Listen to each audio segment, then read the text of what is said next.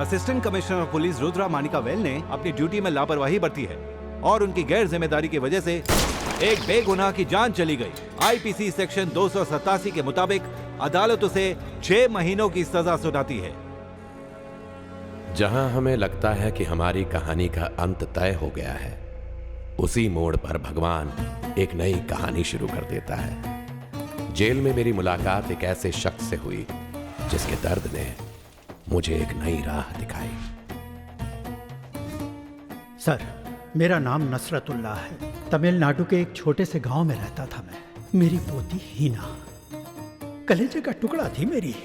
Hotel classic में एक राक्षस की नजर उस पर पड़ गई। अर्जुन के मारन बहुत बड़ा उद्योगपति है। हाथ धो के मेरी पोती के पीछे पड़ गया और दिन रात उसे मैसेज करने लगा। फिर हीना ने मीटू का सहारा लिया। पोस्ट वायरल हुआ और मारन गिरफ्तार हो गया। मारन ने अपना फोन चोरी होने का बहाना बनाकर यह साबित कर दिया कि उसने ये मैसेजेस भेजे ही नहीं थे और उसे बाइज्जत बरी कर दिया गया। उसी दौरान हीना ने अपनी कमाई से मुझे एक फोन तोहफे में दिया था।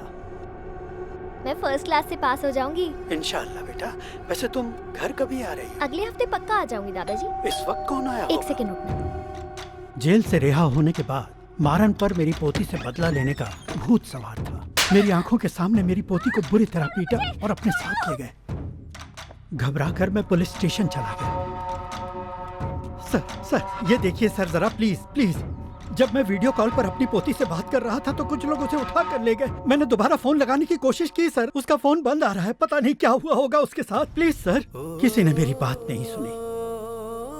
फिर एक दिन पुलिस ने खबर दी कि हीना ट्रेन एक्सीडेंट में मारी गई है और उसकी लाश मेरे घर भेज दी। लेकिन उसका चेहरा तक पहचान में नहीं आ रहा था।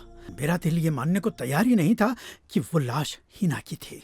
वो पुलिस इंस्पेक्टर रत्नाकर, उसने सारे रिपोर्ट मैनेज करके अदालत में फर्जी डॉक्यूमेंट पेश किए और जज श्रीनिवासन ने यह फैसला सुनाया कि वो लाश हीना की ही थी और उसकी मौत सिर्फ एक एक्सीडेंट ही थी। मुझे मजबूरन गैर कानूनी तरीके से हथियार उठाने पड़े और मैं देखकर हैरान था कि ये एक बहुत बड़ी साजिश है और हिना जैसी और भी बहुत लड़कियां हैं जो अचानक ही गायब हो गई। ये सब तो सिर्फ एक खेल के मोहरे हैं साहब। इन सब के पीछे किसी और बड़ी ताकत का हाथ है। इस सब के पीछे जो भी है, उस चौथे आदमी को आपको ढूंढना ही होगा साहब, जिस तक आपको सिर्फ अर्जुन के मारन ही पहुंचा सकता है। आप कुछ करेंगे ना साहब? जेल से निकलते ही मैंने सबसे पहले उस व्यापारी को ठोक डाला। अब बस हिना को ढूंढना ही मेरी जिंदगी का मकसद है। उस चौथे शख्स तक पहुंचने के लिए मुझे अर्जुन के मारन तक पहुंचना होगा, जिस तक पहुंचने के लिए मेरे पास एक प्लान है।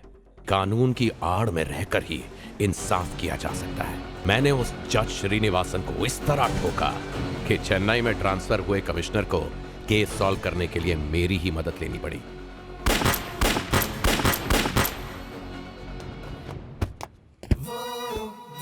अब बस कल की ब्रेकिंग न्यूज के बाद डिपार्टमेंट की कॉल का इंतजार है।